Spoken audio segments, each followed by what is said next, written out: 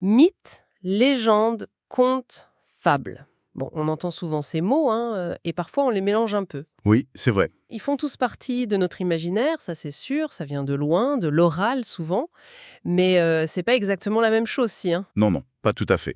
Chacun a vraiment sa logique propre, sa fonction. Ok, alors justement, aujourd'hui on va essayer de démêler un peu tout ça. On va plonger dans chaque genre, mythe, légende, conte et puis fable, pour bien voir ce qui les caractérise, ce qui les différencie, histoire d'avoir les idées plus claires. Tout à fait. Et on s'appuie pour ça sur une analyse qui a vraiment comparé ces quatre formes.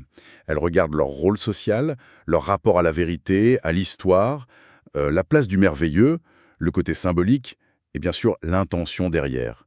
Expliquer, édifier, distraire, instruire. Parfait. Bon, alors, pour y voir clair, on va faire simple. On prend chaque genre, l'un après l'autre. On commence par le plus ancien peut-être, le mythe. Oui, commençons par le mythe. C'est souvent vu comme le récit fondateur, celui des origines. Qu'est-ce qui le rend si spécial alors? Ben, le cœur du mythe, c'est vraiment sa dimension sacrée. C'est un récit sacré. Mircea Eliade, l'historien des religions, il insistait beaucoup là-dessus. Le mythe, ça raconte une histoire qui s'est passée au tout début, dans le temps primordial, le temps fabuleux des commencements. Ah oui, le in illo tempore. Exactement. Et son but premier, c'est pas juste de raconter une histoire, c'est d'expliquer quelque chose d'essentiel, l'origine du monde, l'origine de l'homme, des dieux, la fondation d'une ville, d'un rite. D'accord. C'est un récit qui donne du sens, qui structure le monde pour la société qu'il raconte. Donc, si je comprends bien, le mythe, il se fiche un peu de la vérité historique comme on l'entend nous aujourd'hui. Ah oui, complètement. C'est pas dans notre chronologie, quoi. C'est un autre temps. C'est ça.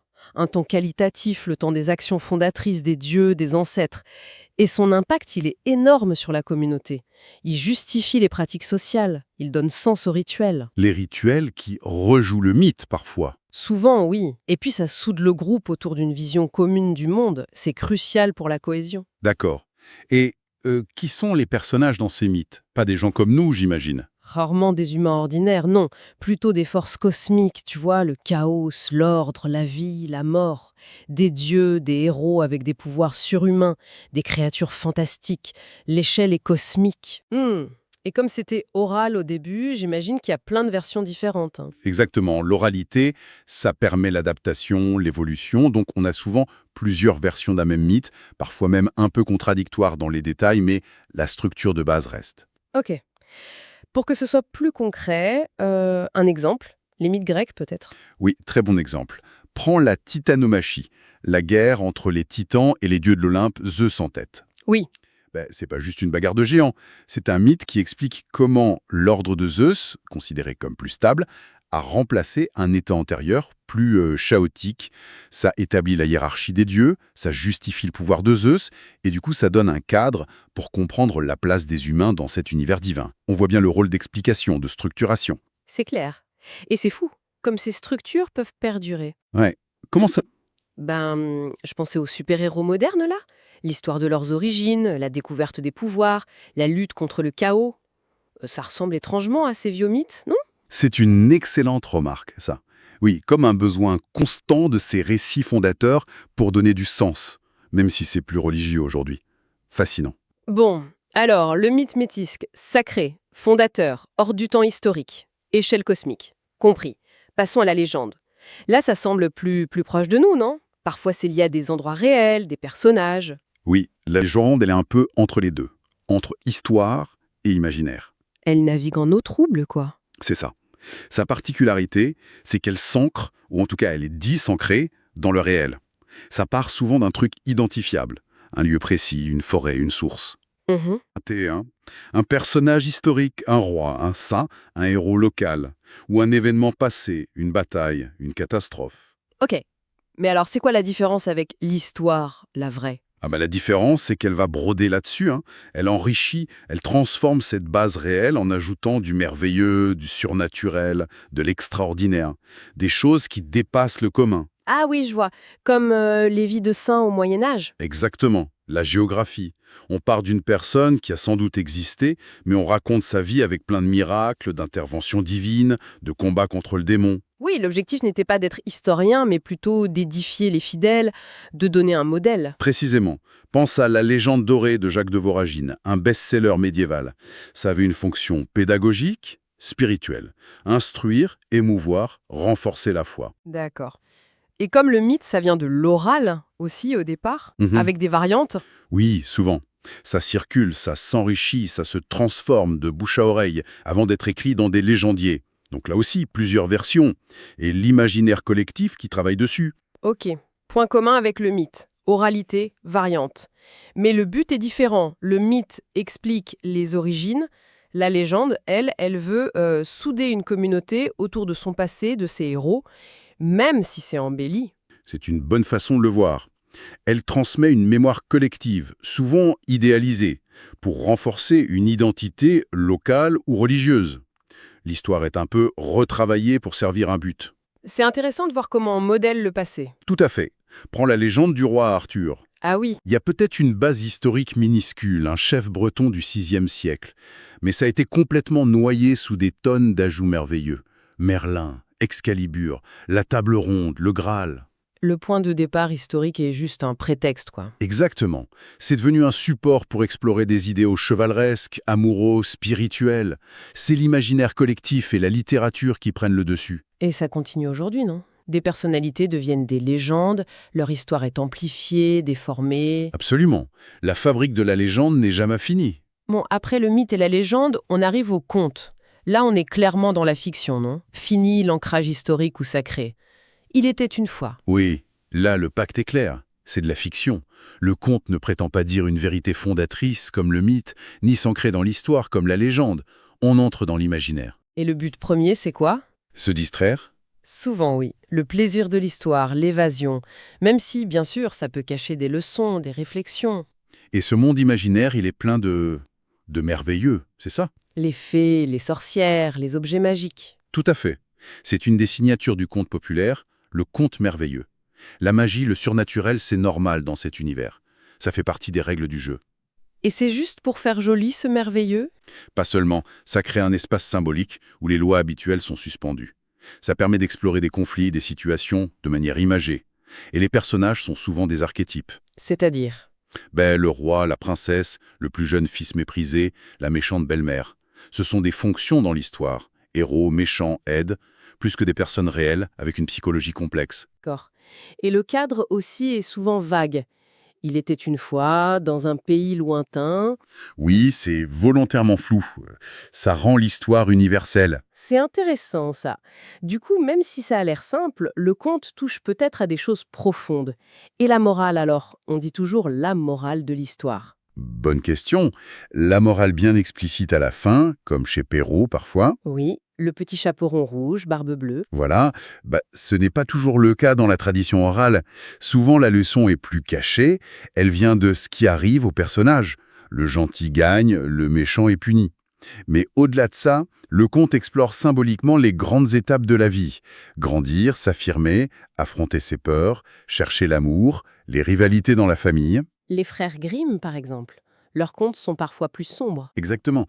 Ils ont gardé une richesse psychologique et symbolique énorme, parfois un peu effrayante, qui a été adoucie plus tard. Donc le conte, sous ses airs innocents, c'est aussi une exploration de l'inconscient, des parcours initiatiques. Pas étonnant que ça marche toujours, hein, de Disney aux jeux vidéo. C'est ça? Bon, après le mythe, la légende, le conte, il nous reste la fable. Plus courte, non?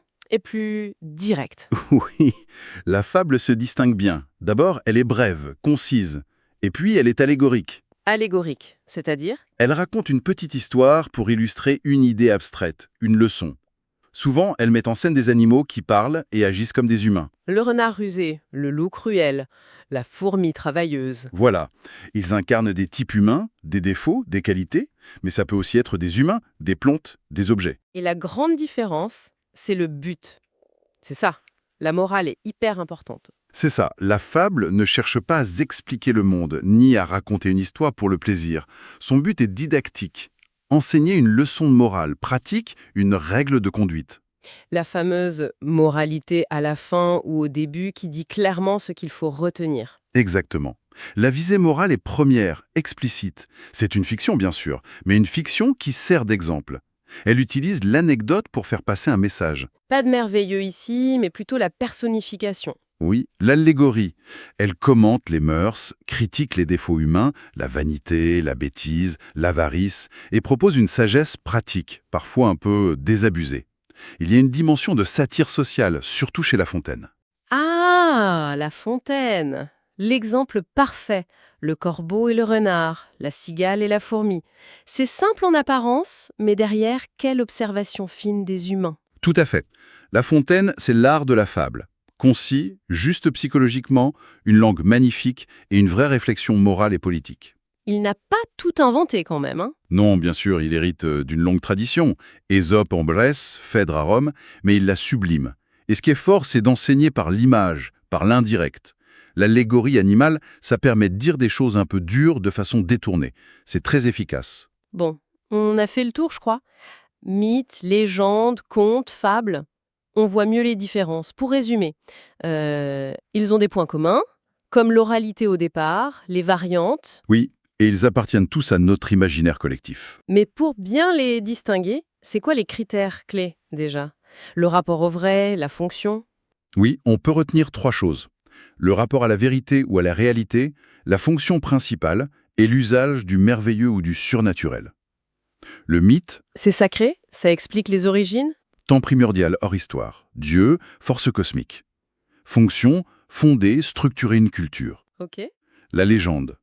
Ça part d'un élément réel, lieu, personne, mais ça ajoute du merveilleux. Temps historique mais idéalisé. Fonction, édifier, renforcer une identité, saint, héros. D'accord. Le conte, merveilleux. C'est de la fiction assumée, plein de merveilleux, magie, etc. Personnage type, cadre flou. Fonction, divertir, mais aussi explorer l'humain symboliquement. Morale souvent implicite. Compris? Et la fable. Récit court, allégorique, souvent animaux. Fiction exemplaire. Fonction, enseigner une morale pratique, critiquer les mœurs. Pas de merveilleux, mais de l'allégorie. Morale explicite. C'est super clair comme ça. En gros, on se demande, est-ce que ça raconte les origines sacrées, mythes? Est-ce que ça part du réel mais enjolivé, légende? Est-ce que c'est une fiction magique pour le plaisir et réfléchir, conte? Ou une petite histoire avec une leçon directe, fable? Ça aide bien. Exactement. Et comprendre ces différences, c'est pas juste pour l'anecdote, hein. Ça nous aide à mieux lire, à mieux comprendre l'intention derrière un récit, le type de vérité qu'il propose. On lit différemment un mythe et une fable, c'est sûr. Voilà. Ça affine notre regard, même sur les histoires d'aujourd'hui. Justement, ça m'amène à une dernière question. Ces catégories, elles sont vieilles. Est-ce qu'elles sont encore utiles aujourd'hui? Avec toutes les nouvelles formes d'histoire qu'on a, légendes urbaines sur Internet, théorie du complot, storytelling politique, univers de SF. Ah, c'est la grande question. Et elle est passionnante. Je pense que oui, elles sont encore pertinentes, mais peut-être de façon plus mélangée, plus diffuse. Comment ça? Prends les légendes urbaines. Ça mélange souvent un pseudo-réel. C'est arrivé à l'ami d'un ami, avec de l'extraordinaire ou de l'angoissant, et une petite morale implicite. Méfiez-vous de ça. Ça ressemble beaucoup à la structure de la légende, non? Adaptée à nos peurs actuelles. Ah oui, pas faux. Les grands récits de SF qui explorent nos origines ou notre futur, ils peuvent réactiver des schémas mythiques. Et les mêmes Internet. Certains sont comme des fables ultra courtes. Une image, une phrase choc, une critique sociale. Donc les frontières sont plus floues, mais les structures de base sont toujours là. C'est mon impression. Les formes se réinventent, mais le besoin d'expliquer, d'édifier, de divertir, d'instruire par le récit, il est toujours là, très fort. Alors, la question qu'on pourrait laisser en suspens, c'est comment ces très anciennes manières de raconter survivent et se transforment dans le flot d'informations et de récits d'aujourd'hui. Comment on les repère, comment elles nous influencent encore. Vaste sujet.